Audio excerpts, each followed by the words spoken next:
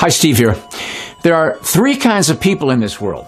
Those who truly want to know the truth, those who think they know the truth, but they really don't, and those who don't want to know the truth, period.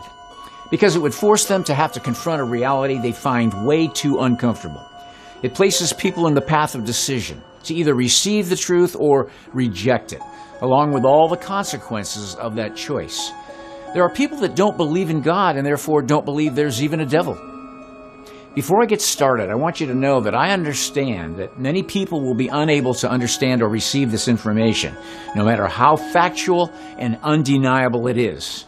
There have always been people that resist the truth with all their strength. Two of the best examples that I can think of are in the Bible. When they arrested Jesus and brought him before Pontius Pilate, accusing him of crimes that he didn't commit, Pilate had him beaten and the soldiers mocked him. It said, Pilate went outside once more and said to the crowd, "Look, I'm bringing him out to you to get you to understand that I find no case against him." So Yeshua came out wearing the thorn branch crown and the purple robe that the soldiers made. And Pilate said to them, "Look at the man." When the head priest and the temple guards saw him, they shouted, "Put him to death on the stake! Put him to death on the stake!" Pilate said to them, "You take him out yourselves and put him to death on the stake, because I don't find any case against him." In other words, I don't find any cause to kill him. The Judeans answered him, "We have a law. According to that law, he ought to be put to death because he made himself out to be the Son of God." On hearing this, Pilate became even more frightened. He went back into the headquarters and asked Yeshua, "Where are you from?" But Jesus didn't answer. So Pilate said to him, "You refuse to speak to me? Don't you understand that it's in my power either to set you free or to have you executed on the stake?" Yeshua answered, "You would have no power over me if it hadn't been given to you from above. This is why the one who handed me over to you is guilty of a greater sin." He was talking about Judas. On hearing this, Pilate tried to find a way to set him free. But the Judeans shouted, "If you set this man free, it means you're not a friend of the emperor." In other words, Caesar. Everyone who claims to be a king is opposing the emperor. When Pilate heard what they were saying, he brought Yeshua outside and sat down on the judge's seat in the place called the Pavement. In Aramaic, it's Gabta. It was about noon on preparation day for the Passover. He said to the Judeans, "Here's your king." They shouted, "Take him away! Take him away! Put him to death on the stake!" Pilate said to them, "You want me to execute your king on a stake?" And the head priest said, "We have no king but the emperor." Then Pilate handed Yeshua over to them to have him put to death on the cross. Pilate suffered from cognitive dissonance in the worst way. And just like most politicians, he was not willing to give up his power, authority, and money when he was confronted with the truth. He couldn't do what was right, so he chose to continue to be a man-pleaser. And it's not just the leaders and rulers that suffer from cognitive dissonance, but it's also the common man. In an earlier chapter in the same Gospel of John, Jesus raises Lazarus from the dead. Now, when he had said these things, he cried with a loud voice, "Lazarus, come forth!" And he who had died came out bound hand and foot, with grave clothes still on him, and his face was wrapped with a cloth. Jesus said to them, "Loose him and let him go." Then many of the Jews who had come to Mary and had seen the things Jesus did believed in him. But some of them went away to the Pharisees and told them the things Jesus did. Just imagine, you see a man raised from the dead, an undeniable miracle. A man who had been dead for 4 days. And rather than believe that he is who he said he was, some of them went away to tattletale to the Pharisees what Jesus did. Once again, cognitive dissonance taking over. Do you know how many times I've heard Christians say, it really doesn't matter whether you believe the earth is flat or not. The only thing that matters is that you've received Jesus Christ. Well, it does matter that you receive Jesus Christ, but to be ignorant and believe the lie that the world has told us for decades will only make you believe their future lies about extraterrestrials and that the technology will all benefit you so very much. I've heard it said a long time ago that if you won't stand for the truth, you'll fall for anything. The problem is that most of us, even believers in Christ, have been programmed by mainstream media and the so-called science community. We've been told by our teachers, politicians, and even some Sunday school teachers that the earth is round, just like the sun and the moon. It blows my mind to think that people can look at the moon and just accept the fact that it moves and stays in different places in the sky, along with the sun and all the stars we see, but never question and ask themselves, how is this possible? By what power or machinery do they keep going the same, year after year? In the age of social media censorship, questioning whether or not the Earth is a globe has been deemed harmful thought. But why is this? We seem to be conditioned to think that the issue has been scientifically settled. But this is not the case. Our most popular scientists recognize that the geocentric model, where the Earth is at the center of the universe, is observably accurate.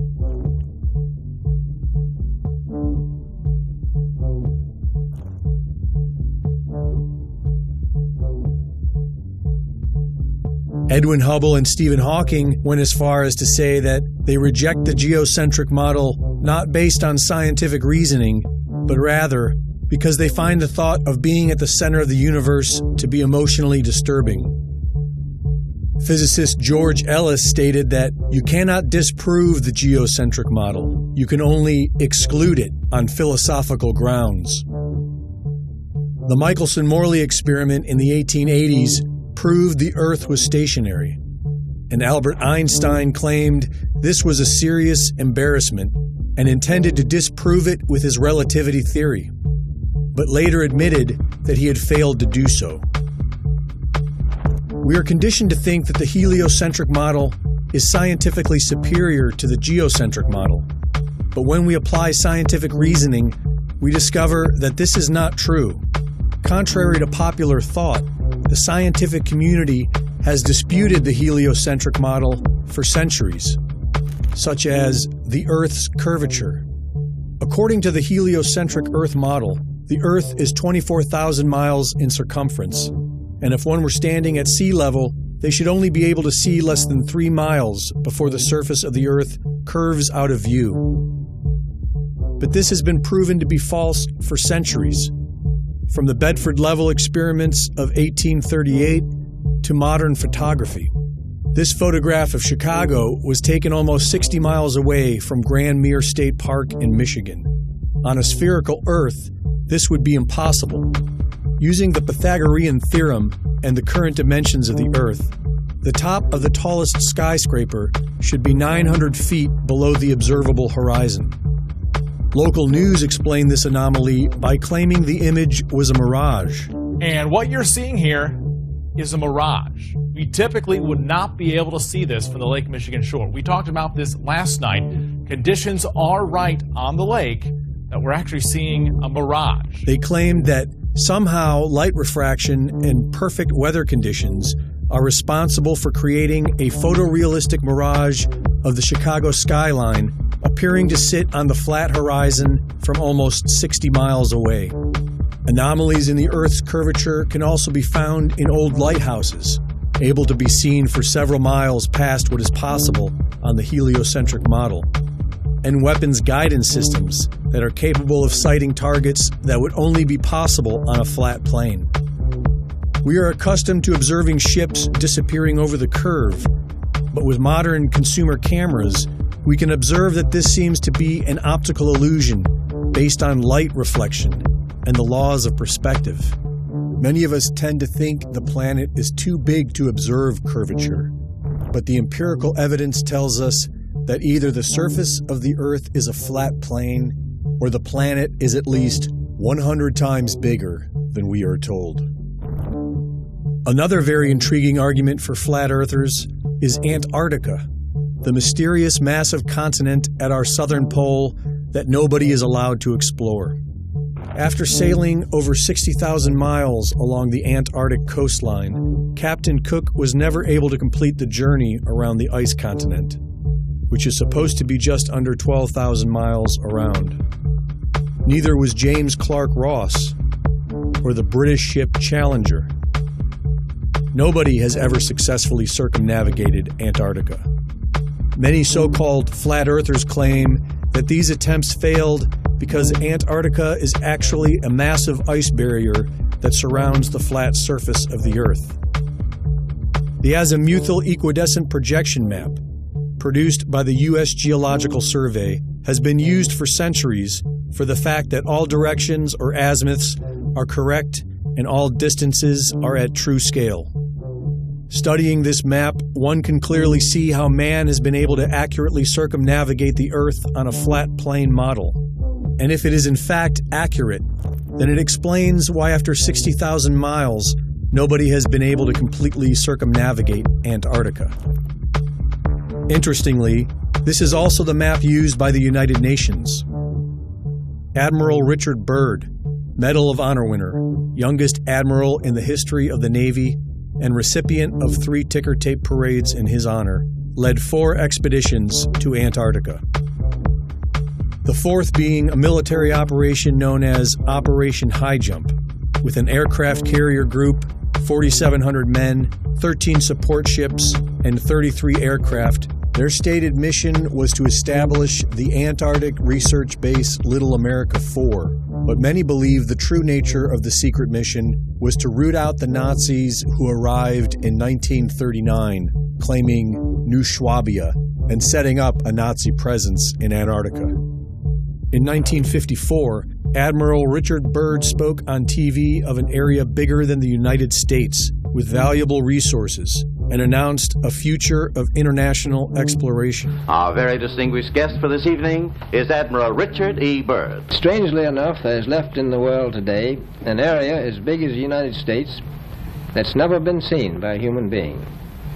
And that's beyond the pole on the other side of the South Pole from Middle America.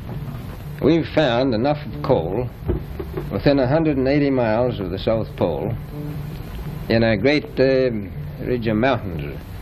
It's not covered with snow, enough to supply the whole world for quite a while.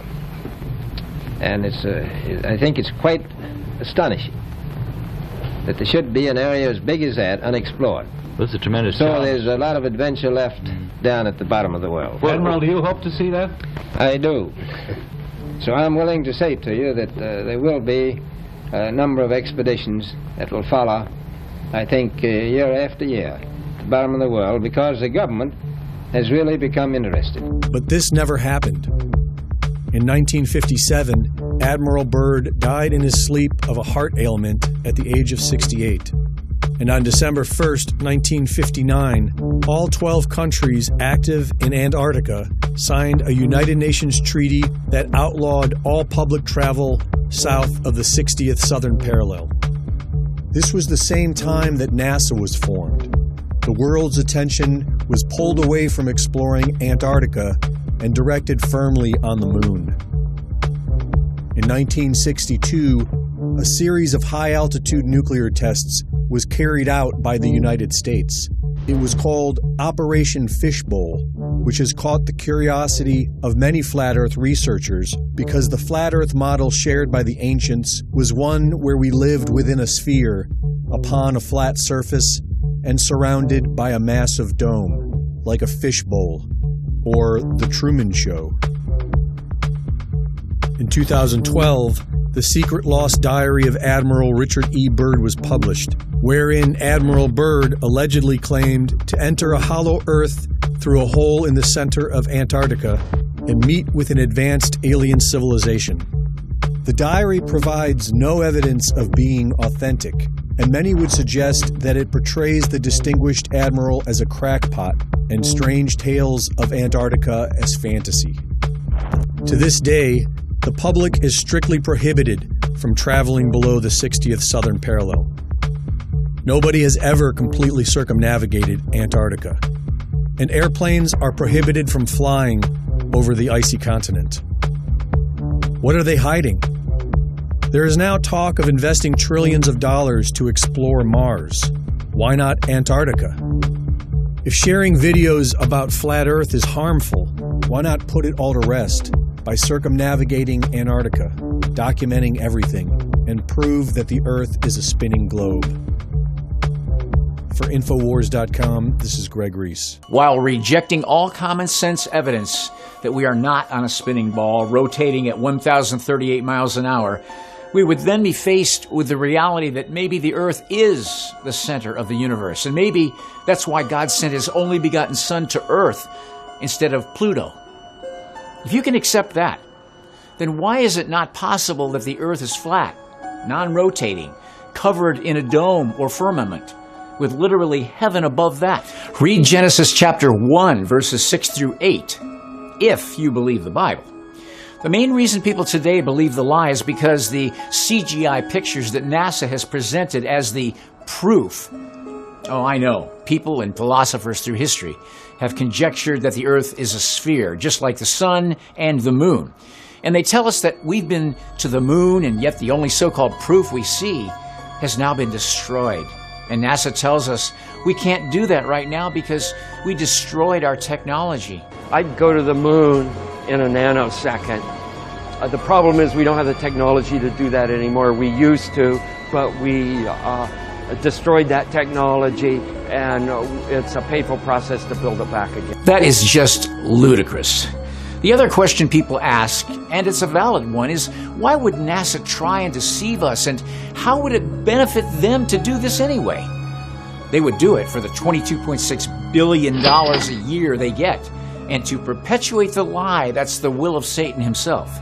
The Apostle Paul said, "But even if our gospel is veiled or hidden, it is veiled to those who are perishing, whose minds the God of this age has blinded, who do not believe, lest the light of the gospel of the glory of Christ, who is the image of God, should shine on them." Now, even if you're someone who doesn't believe in God or the devil, certainly you understand the concept of greedy men. Just like a movie in the theaters, as long as it keeps making a lot of money for them, they'll keep showing it. I've studied the Bible and all the scriptures that refer to the earth and the heavens. And from Genesis through Revelation, we have the words circle, suspends the earth, horizon, wind blows, four corners of the earth, suspends the earth, fixed on foundations, under heaven, ends of the earth, dome or firmament, east from the west. Too many people like to argue that circle means sphere. But even though a sphere is circular, a circle is not necessarily a sphere at all. Think of a paper plate or a frisbee. I know we've all been programmed to believe many lies in our lifetime, but this is one lie that will lead to easily being deceived when they tell you we were spawned by an advanced alien race who's coming back to help us. God was our intelligent designer, and Bible prophecy is being fulfilled under our noses, and yet the devil has blinded most people in this world, even many in the churches. Don't let him blind you. Think about it.